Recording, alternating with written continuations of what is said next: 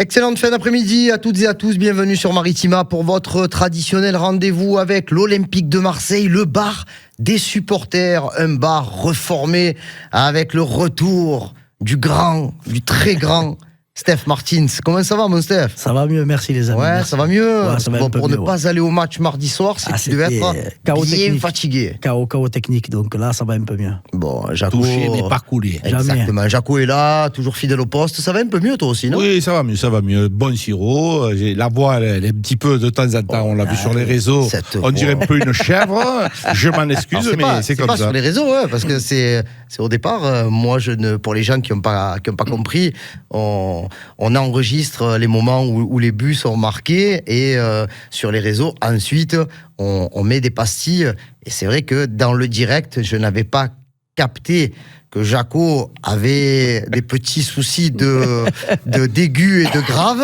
Et du coup, voilà. Je me conseille d'arrêter la chanson, c'est ça? Alors, de ne pas monter sur scène. Je pense qu'il y a certaines choses qu'il faut éviter, mais bon, là... On a vu tes talents, donc ça monte et ça descend. Non, ça va mieux. Allez, juste avant de parler de l'actualité du moment, je voudrais juste t'entendre, moi, Steph, sur ton ressenti par rapport à ce qui s'est passé mardi soir, l'élimination. Qu'est-ce que cela induit? Est-ce que c'est grave? Est-ce que l'OM va pouvoir s'en relever? S'en relever, oui, parce que la première mi-temps, elle est de très très haut niveau. Et c'est toujours pareil, on en parlait souvent dans des gros matchs comme ça. Ça se joue sur l'efficacité. Et c'est ce qui nous a manqué. Si tu rentres à la mi-temps à 2-0, il n'y a plus de match. Et c'est ce qui nous fait défaut. Mais grave, je vais te dire non, parce qu'on a quand même un groupe solide, on voit quand même de très très très belles choses. Ça monte en puissance. Certes, une déception, bien entendu, parce que ça reste un objectif. La Coupe de France, ça reste, pour moi, en tout cas personnellement, c'est clair que ça fait bientôt 36 ans qu'on ne l'a plus gagnée. Mais on a une histoire particulière avec cette Coupe-là.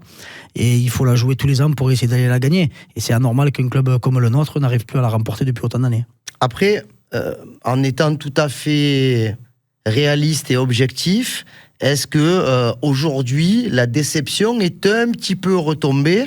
Parce que c'est vrai on avait beaucoup les nerfs mardi soir, mais c'est pas comparable avec certaines éliminations qu'on avait pu connaître auparavant. Il y a un scénario, il y a une équipe en face, il y a la déception de pas pouvoir aller plus loin et aussi de se dire qu'il n'y a qu'un match par semaine maintenant, c'est aussi important. Mais est-ce que aujourd'hui ça retombe un petit peu? Et oui, ça retombe parce que je vais te dire une chose, je vais être honnête, ça fait mal à la tête.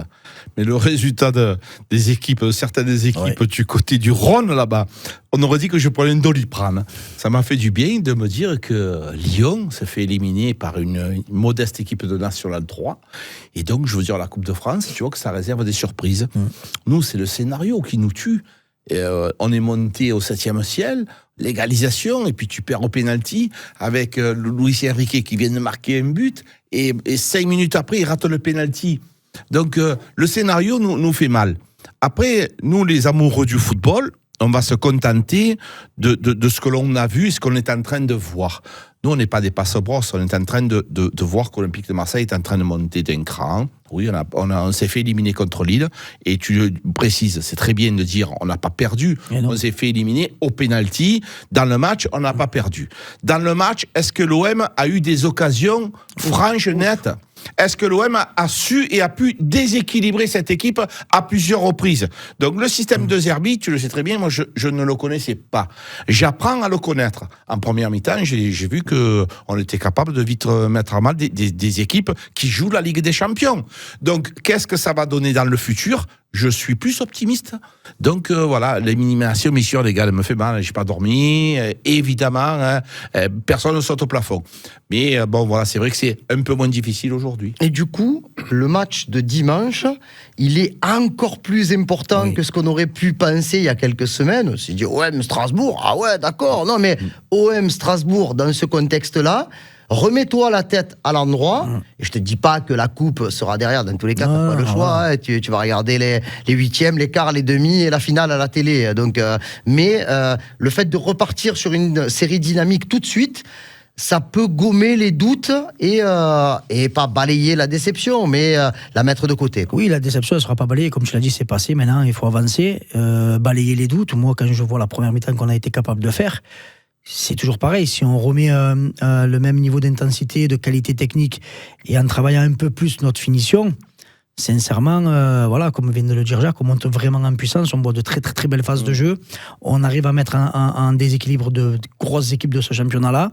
Aujourd'hui, on est second avec un tapis d'avance, il va falloir le garder. Voilà, donc il n'y a pas d'autre choix que battre Strasbourg ce week-end au Vélodrome. En plus, ce sera le dimanche soir, 20h45, c'est-à-dire 2 jours après l'affiche pour moi, le Lille-Nice, qui est très très très important.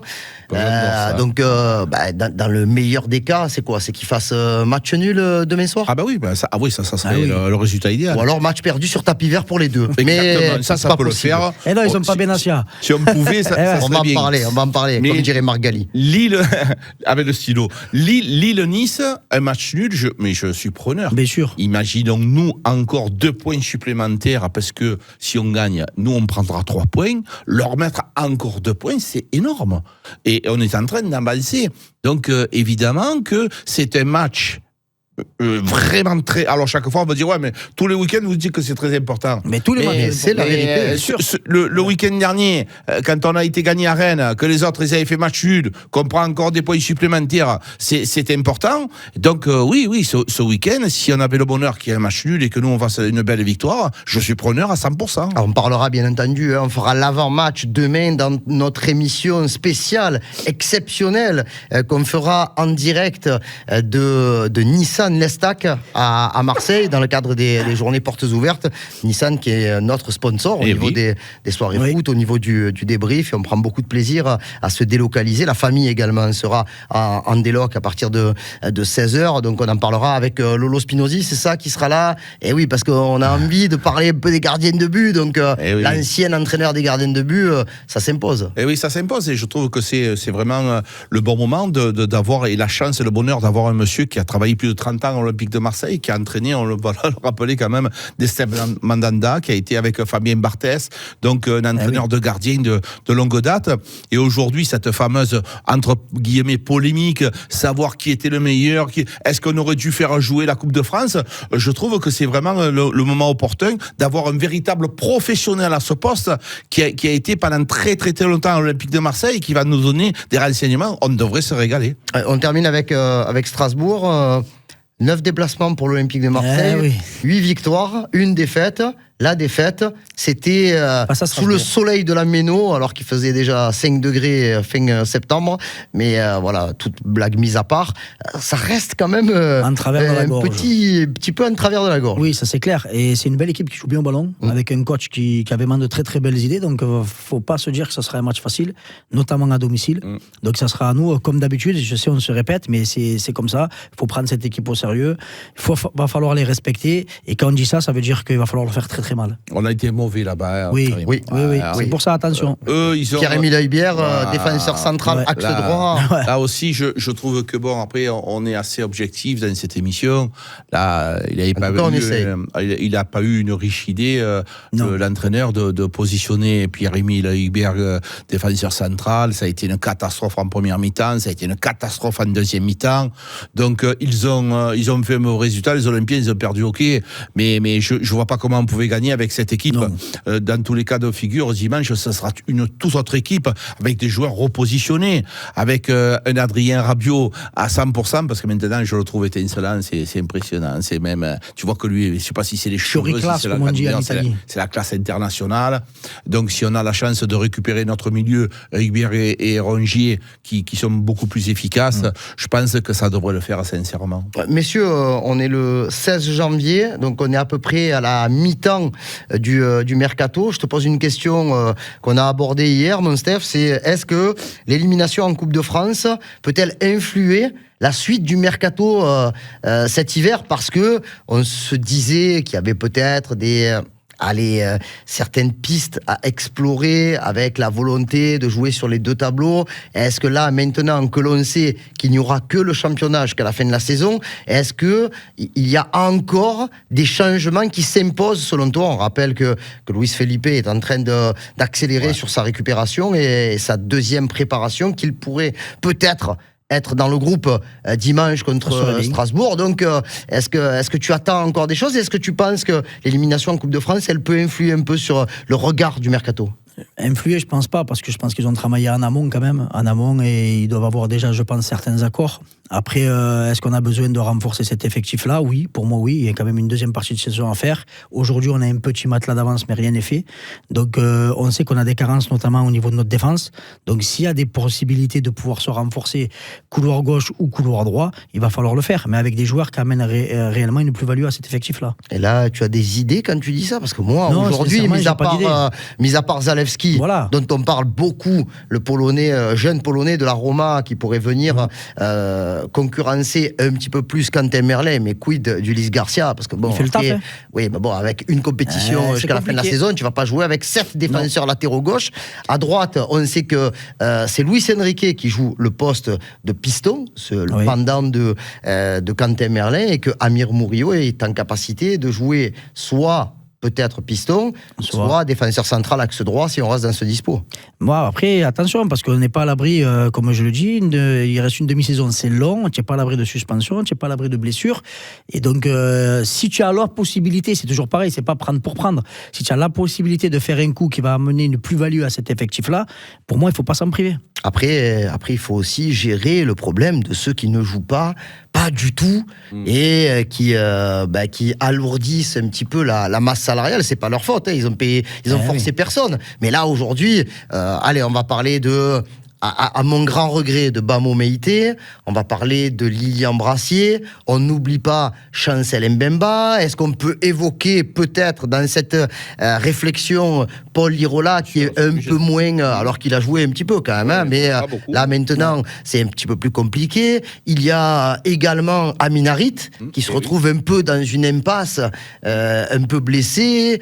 Il n'a pas joué la moindre minute depuis le 27 octobre et son expulsion contre le Paris Saint-Germain. Donc voilà, quel est le sort que l'on doit réserver à ces joueurs-là? Parce qu'ils sont là et il faut les payer, et c'est normal. Mais à un moment donné, si tu veux te renforcer, peut-être qu'il faut en libérer quelques-uns. Libérer, attention, faire sortir. Non, mais c'est obligatoire. Tu peux pas. Je rajoute Ruben Blanco. Tu peux pas élargir l'effectif comme ça, les gars, sans arrêt. À un moment donné, je comprends bien les supporters, les suiveurs de l'OM, tout le monde a envie de voir arriver d'autres joueurs, des noms. Ça fait vendre, c'est festif, tout ce que tu veux. Par contre, il faut aussi se poser autour d'une table et discuter les finances. Tu le sais, Karim, c'est le plus important. Dans une famille, toi avec ton épouse, à un moment donné, tu es obligé de parler de finances. Les gens, ils me font rire. Demain, j'ai jamais de leur dire pourquoi tu n'achètes pas la maison, j'ai pas les sous. Mais voilà, l'Olympique de Marseille, c'est pareil. Donc, il faut aussi faire avec ce que tu as.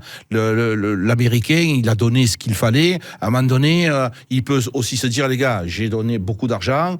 Si vous voulez des remplacements, il faut aussi faire repartir certains joueurs. Je pense qu'il y a des gens qui sont bankable, comme vous dites. C'est Lilian Brassier, quelqu'un que tu peux récupérer de l'argent, à mon avis. Avec 2 Herbis, ça ne matche pas. Parce qu'on l'a vu à plusieurs reprises, il avait la possibilité de faire rentrer. Ça matche plus. Et voilà. Il n'y a pas de problème, attention, il n'y a pas de problème entre les deux hommes. Au niveau footballistique, au niveau sportif, ça ne matche pas. Et donc, il n'a pas envie de le faire jouer. On a vu que quand Geoffrey Kondogbia il n'est pas là, il fait jouer Cornelius, il ne le fait pas jouer à lui, qui était normalement prévu en tant que numéro 1.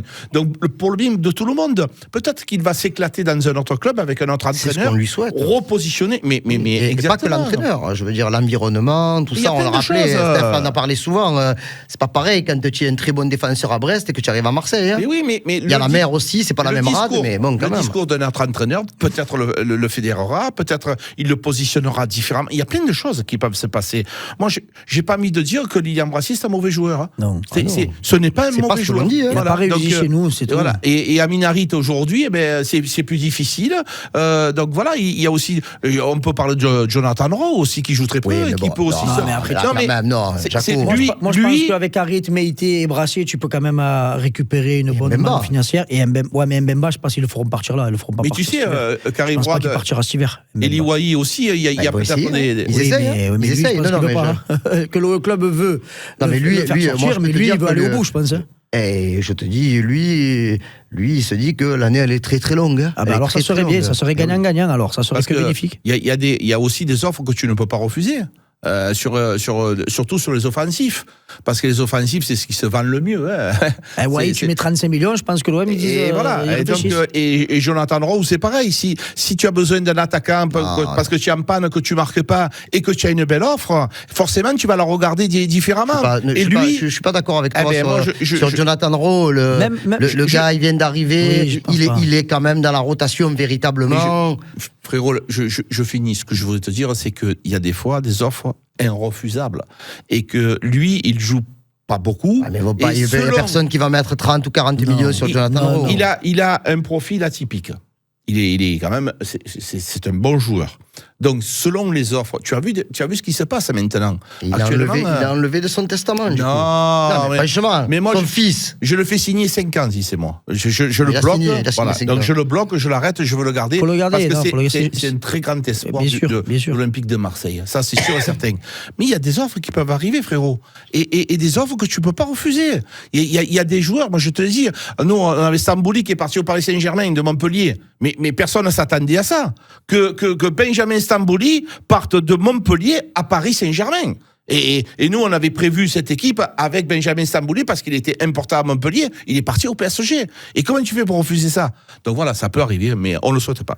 Oui, en toute honnêteté, je pense que pour Jonathan Rowe, il ne devrait pas y avoir de mouvement. Surtout, il ne devrait pas y avoir d'offres irrefusables. Et pourquoi il va arriver alors? Oui, on donne de nouvelles. On n'y est pas. Mais il y a un homme qui est au centre de tout ça, puisque c'est lui le directeur du football et c'est lui qui est dans l'œil du cyclone. Je rappelle quand même que nos confrères on va les citer, d'RTL, dans On refait le match, ont quand même bombardé. Envoyé quelques balayettes quand même, avec le terme sulfureux. Oh là là, donc l'Olympique de Marseille a pondu un communiqué, je pense qu'ils ne vont pas s'arrêter là. Et la suite, c'est ce qui s'est passé mardi soir. Comme on dit à Marseille, cette mascarade autour de Jérémy Stinat, de Clément Turpin. On aurait dit un film avec quatre acteurs. Stinat, le 4e arbitre. Turpin, l'homme en jaune. Et ton cousin Olivier Létang-de-Berre. Et donc Mehdi Benatia. Et il y en a un qui a morflé, qui semble vraiment dérangé. Ouais. Et honnêtement, il y a des choses que tu peux arriver à comprendre quand tu peux avoir un comportement qui est vraiment insultant, agressif. Là, encore une fois, on a vu les images qui ont été proposées par l'OM hier. Oui, et heureusement, bravo au club. Bravo au club. Il n'y a rien. Mais comme d'hab, il n'y a jamais rien. La parole est à la défense. Comme quand tu dis... Maître Martins de Arrojo. Comme quand il a dit, on est pris pour des cons, d'un coup, ça a fait toutes les unes des journaux. Au bout d'un moment, il faut arrêter. Il y a l'impression qu'il y a une cavale qui est faite contre lui, dans le but de déstabiliser l'OM. Parce que oui, l'OM dérange. Quand l'OM va bien, l'OM dérange. Et moi, ce que j'aime bien, c'est que voilà, le club est en train de faire front. La vidéo qu'ils ont pondue, elle est tout simplement exceptionnelle. Elle rétablit beaucoup de vérité, parce qu'il y a beaucoup de trucs qui se disent aussi à droite, à gauche. Et là, il y a les images, donc ça va fermer le clapet un peu à beaucoup de personnes et rétablir la stricte vérité. Donc maintenant, patientons et on va voir ce qui va tomber derrière, et en fonction, au bout d'un moment, il va falloir vraiment monter réellement, mais très très fortement au créneau, parce qu'il y en a marre de cette mascarade, comme tu viens de dire. Alors, si j'ai bien compris, c'est pas la commission de discipline de la LFP qui va s'emparer, voilà, c'est la FFF. Mais bon, hier il y a eu une interview chez nos amis d'RMC de Pablo Longoria, où il a calmé le jeu, il défend bien entendu la position de son directeur du football. Il y a eu ces interrogations, est-ce que c'est la place d'un directeur sportif, est-ce que c'est la place d'un président, donc soi-disant l'État aurait dit je suis descendu quand j'ai vu que Benatia est descendu, mais bon voilà, il n'est pas habitué à ça, lui et son ami Sylvain Armand, que je salue et que j'ai la chance de connaître. Ils sont tout le temps, Fred Antonetti il nous a signalé aussi que c'était pas la première fois que tous les deux ils sont sur le terrain et qu'ils aboient. Donc moi ce que je voudrais aussi que l'on prenne en charge, c'est aussi le comportement des médias qui ont mis un petit peu le faux aux poudres, avec cette phrase qui est quand même, à mon avis, détestable. Arriver à dire ce mot sulfureux sur un monsieur comme ça, c'est pas possible. tu n'as aucune preuve. C'est impensable d'arriver à parler des gens comme ça. On rajoute à ça, excusez-moi, je vais le citer parce que je dois le citer, c'est monsieur Schneider qui ne s'arrête pas de démonter le de Marseille. Non, mais c'est pas grave, on ne s'aime pas et c'est pas un problème. Tout le temps. La dernière en date, il faut qu'ils arrêtent, ces gens, de nous démonter, de nous tacler. C'est Karim. Mais Jaco, pour moi, il faut que le club monte au créneau. Quand tu parles de créneau, tu déposes plainte. Tu l'as entendu. Mais est-ce que tu l'as entendu? Ce venin qu'il a encore sorti sur l'Olympique de Marseille. Mais jusqu'à quand il va nous sortir ce venin? Pourquoi il nous déteste autant ces gens? Moi, si c'est justifié, mon frère, il n'y a pas de problème. Mais l'intervention... Mais c'est parce que ça fait vendre, ça cherche le mauvais buzz, c'est toujours pareil. Après, moi, j'ai envie de vous dire, les gars, peut-être que votre intervention, que vous avez peut-être mis le feu aux poudres, et que c'est monté à la tête de M. Turpin, et que Mehdi Benassia, à cause de ça, on en est venu là. Je peux aussi l'interpréter de cette manière-là. Donc, je vous dis, quand vous annoncez des choses sur une radio aussi importante que ça, il faut avoir des preuves. Et même avec des preuves, tu n'as pas le droit. C'est de dénoncer des choses comme ça. C'est pour ça que moi je pense qu'il y a des chances que ça se termine au pénal. Il faut. Moi je te le dis, il faut parce qu'au bout d'un moment, il faut tirer la sonnette d'alarme, il faut arrêter la récréation là. Terminares. Oui. Les mecs ils arrivent, comme ils ont une certaine, entre guillemets, même si pour moi Schneider c'est dégueu, mais ils pensent qu'ils ont une certaine autorité et aura parce qu'ils sont dans une grande chaîne et ça cherche tout le temps le bad buzz à critiquer pour critiquer et cracher gratuitement. Donc au bout d'un moment, il va falloir que le club, comme tu l'as dit, j'espère qu'il va aller sur ce terrain-là. Arrêt Buffet, le premier qui se manque, on le massacre derrière. Terminé. Il faut arrêter un peu on a toujours dit, nous ici on est juste, des fois on est dur, mais c'est toujours juste. Oui. Chercher le buzz pour chercher le buzz, si c'est ça n'a rien à foutre derrière un écran, à parler et à débattre autour du ballon. Si c'est juste cracher ton venin pour cracher ton venin, va faire ça ailleurs, c'est tout. Tu n'as pas ta place sur les radios aussi. Mais c'est pour ça, au bout d'un moment, il faut arrêter, il faut dire stop. C'est des anti-OM. Mais il y en a, on le sait. Ça n'a aucun souci qu'il y en ait. Mais après, il y a une limite à pas dépasser. Il y a une limite à pas dépasser. Et quand tu regardes, certaines personnes, émission après émission, gratuitement, ils essayent de se redorer leur image en crachant sur le club. Donc maintenant, il faut monter au créneau. Donc ce qui est sûr, c'est que vous le notez, Steph Martin, c'est vraiment de retour. La grippe ou la bronchite. J'ai la voix un peu qui vacille, désolé. Il est en train de la maîtriser. Merci beaucoup, messieurs. On va en garder un peu sous la semelle pour demain, puisque je le rappelle, demain à 18h, dans les locaux de Nissan Lestac, dans le cadre de l'ouverture des journées portes ouvertes, on sera en direct avec Laurent Spinozzi. On essaiera d'avoir aussi une ou deux personnes par téléphone pendant l'émission. C'est un grand plaisir qu'on aura de se retrouver tous ensemble. Une bonne soirée à vous, merci beaucoup. Toujours un plaisir les amis. Merci mon Jaco. Merci les amis. Allez, bonne soirée, allez l'OM et comme dirait Adil Rami, on les aura les méchants.